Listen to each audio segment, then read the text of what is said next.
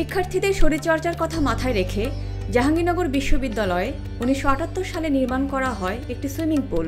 তবে ত্রুটিপূর্ণ নির্মাণ ও সংস্কারের অভাবে সুইমিং পুলটি ৩ দশক ধরে পরিত্যক্ত। অযত্ন অবহেলায় এই সুইমিং পুলটি পরিণত হয়েছিল আবর্জনার ভাগাড়ে। ছিল বলা হচ্ছে কারণ সুইমিং পুলটি এখন আর ভাগাড় নেই। সবুজ এই ক্যাম্পাসের অন্যতম আকর্ষণীয় স্থান এখন এটি। সুইমিং পুলটি রূপান্তরের কারিগর কে? কার মাথায় বা এমন চিন্তা এলো? তিনি এই বিশ্ববিদ্যালয়ের শিক্ষার্থী আব্দুল্লাহ মামুর। চারুকলা অনুষদের ড্রয়িং অ্যান্ড পেইন্টিং বিভাগের সাবেক ছাত্র তিনি। ৪২ ব্যাচের ছাত্র মামুরের নেতৃত্বে বিশ্ববিদ্যালয়ের বর্তমান ও সাবেক শিক্ষার্থীদের হাত ধরেই হয়েছে সুইমিং পুলের মেটামরফোসিস। যে জায়গাটি ছিল পরিত্যক্ত এবং এখানে মানুষ আসতেও এরকম একটা অবস্থা, সারাদিকে ময়লা, পুরো পানিতে বা সুইমিং পুলের উপরে প্রচুর পরিমাণে ময়লা ছিল। এটা পরিষ্কার করে এখানে দেয়ালচিত্র উৎসব করার একটা কারণ যে মানুষজনকে একটা মেসেজ দিতে চাই যে আমরা আমাদের আশপাশ নোংরা না করি, ময়লা না করি। আমরা যদি আমাদের আশপাশ নোংরা করি তাহলে নোংরা হবে, আমরা যদি না করি আসলে কিন্তু নোংরা হবে না। বিশ্ববিদ্যালয়ের বিভিন্ন ভবন, যাত্রী ছাউনির দেয়াল কিংবা টেলিফোন বক্সে যেসব মুরাল দেখা যায় তার অনেকগুলোই মামুরা তার সঙ্গীদের আঁকা। বিষয়টা কেমন না? চারুকলার একজন ছাত্র, তিনি তো ইজেলের সামনে দাঁড়িয়ে ক্যানভাসের পর ক্যানভাস রাঙাবেন। তার মাথায় ভবন, যাত্রী ছাউনি রঙিন করার মতো পরিশ্রম সাধ্য কাজ করার ভূত চাপলো কেন? আমার হঠাৎ মনে হলো এই নিয়ে কাজ করা যাইতে পারে। আমি সেই ভাবনা থেকে আসলে দেয়াল চিত্র আঁকা প্রথমে শুরু করি এবং সেটা আস্তে ধীরে এটা একটা দুইটা করতে করতে একসময় নিয়মিতভাবে হয়। আমরা সব মিলে জাহাঙ্গীরনগর বিশ্ববিদ্যালয়ে এই সুইমিং পুলের দেয়াল চিত্র উৎসব করার আগে প্রায় 60টার বা 50টা থেকে 60টার মতো দেয়াল চিত্র আঁকছি। বিশ্ববিদ্যালয়ের এক একটা দেয়াল ধীরে ধীরে মামুরের কল্পনার রঙে রঙিন হতে থাকে। প্রথম নিজের পকেটের টাকা খরচ করে রং কিনতেন মামুর। পরে বিভিন্ন ব্যাচের বর্তমান সাবেক শিক্ষার্থীরা তার পাশে দাঁড়ান। জাহাঙ্গীরনগরের প্রাক্তন বর্তমান স্টুডেন্টরা আছে, তারা নিজেদের উদ্যোগে নিজ থেকে টাকা পয়সা দিছে, সেখান থেকে আমরা রঙের টাকা এবং অন্যান্য আনুষঙ্গিক খরচ জোগাড় করছি। মামুরের নেতৃত্বে জাহাঙ্গীরনগর বিশ্ববিদ্যালয়ে গত কয়েক বছরে 50টির বেশি দেয়ালচিত্র এঁকেছেন শিক্ষার্থীরা। এসব দেয়ালচিত্রের মধ্যে আছে হুমায়ুন ফরিদি, এটিএম শামসুজ্জামান, দিলদারের মতো সাংস্কৃতিক ব্যক্তিত্বের ছবি।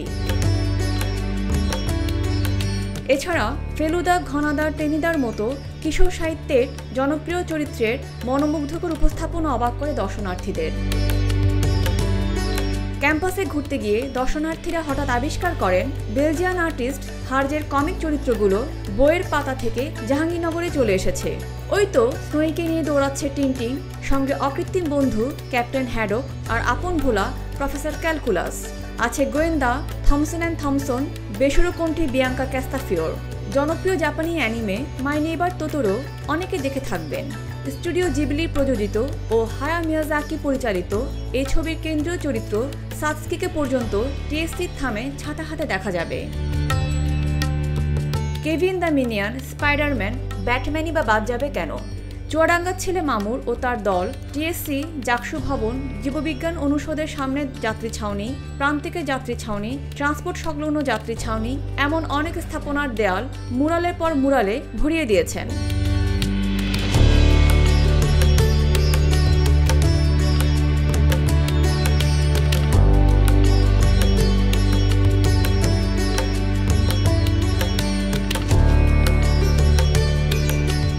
এবছরের ফেব্রুয়ারিতে সুইমিং পুলে তারা দেয়ালচিত্র উৎসবের আয়োজন করেন।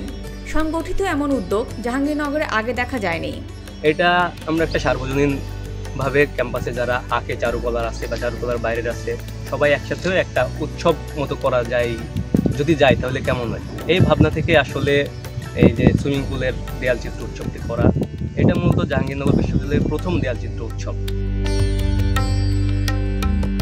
দিনরাত খেটে 10 দিন ধরে অর্ধশতাধিক মুরাল, গ্রাফিতি এঁকে পরিত্যক্ত সুইমিং পুলে প্রাণ প্রতিষ্ঠা করেন মামুর ও তার সঙ্গীরা। আমরা সুইমিং পুলে সবাই মিলে জাহাঙ্গীরনগরের চারুকলা শিক্ষার্থীরা যে উদ্যোগটা নিয়েছি, যে পুরা পরিত্যক্ত যে একটা সুইমিং পুল ছিল আমাদের ক্যাম্পাসের এত বছর ধরে, তো আমরা এই সুইমিং পুলটাকে একটা প্রাণ ফিরিয়ে আনার জন্য যে উদ্যোগটা নিয়েছি, এখানে আমিও সামিল হয়েছি। আঁকাকে নিয়ে পরিকল্পনা বলতে আমি শুধু জাহাঙ্গীরনগর না, জাহাঙ্গীরনগরের বাইরে কিছু জায়গায় কাজ করছি দেয়ালচিত্রের কাজ। আমার ইচ্ছা ছিল বাংলাদেশের যে টুরিস্ট স্পটগুলো আছে যে এগুলোতে কাজ করা। এসব গ্রাফিতি মুরালের মাধ্যমে একদিকে যেমন দেওয়া হয়েছে রাজনৈতিক সাংস্কৃতিক বার্তা, তেমনি কোনোটি তুলে ধরেছে জলবায়ু পরিবর্তনের মতো গুরুতর বৈশ্বিক সংকটের দিকটি। এখানে ছবিটা মূলত যে বর্তমানে গাছ কাটা বা বিভিন্নভাবে প্রকৃতি ধ্বংস করা হইতেছে, এ ব্যাপারে মানুষের এখন কোনো প্যারা নাই। চিল নাই বলতে এখানে আসলে আকাশে চিলই বোঝানো হয়েছে, মানে প্রাণী বোঝানো হয়েছে যে গাছ কাটার ফলে প্রাণী জগৎ ধ্বংস হচ্ছে। কিন্তু